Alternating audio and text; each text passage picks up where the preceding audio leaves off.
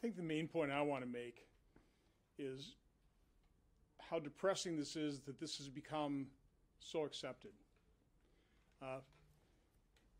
I know I ran in 2010 because we were mortgaging our children's future. President Obama came into office, we were about $10 trillion in debt. A couple years later, we were $14 trillion in debt. I knew we were going to be in a lot of trouble when we stopped denominating things in hundreds of billions of dollars and made the transition to trillions. You know, I remember the shovel-ready stimulus package of President Obama was $800 billion. That sounded like a massive amount of money.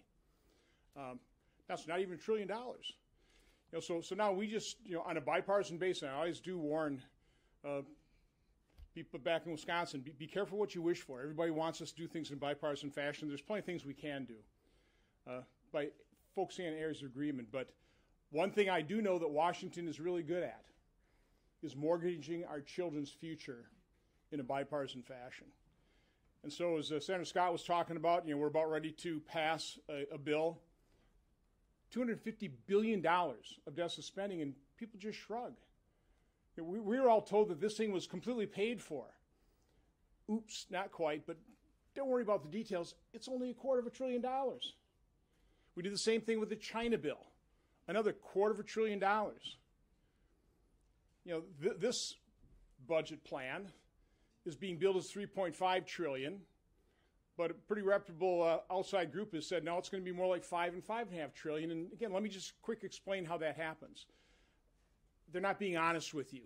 You know, isn't that a shock here in the swamp?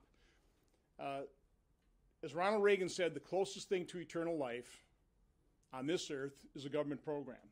And Democrats are well aware of that. Government only ratchets in one direction, up. It just increases in size. And so what they're going to be doing is they're going to be loading into Bernie's budget, new entitlements. And they're only going to score them over a finite set of years and say they're going to somehow sunset. And they know they're not going to sunset. Once you've granted the American public a new entitlement, it's impossible to take it away. So that's why Maya McGinnis's group went from $3.5 to $5 or $5.5 trillion. But again, that's only over a 10-year budget window. Take a look at what the unfunded liability of that thing is as it goes on into the future.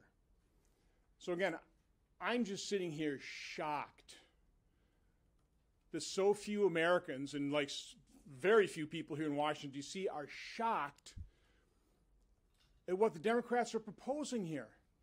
I mean, over 10 years, $53 trillion in spending, and you know, they're not concerned that they're only going to get $39 trillion of revenue, which again, I wouldn't recommend they try and raise more revenue because then we'll kill the golden goose.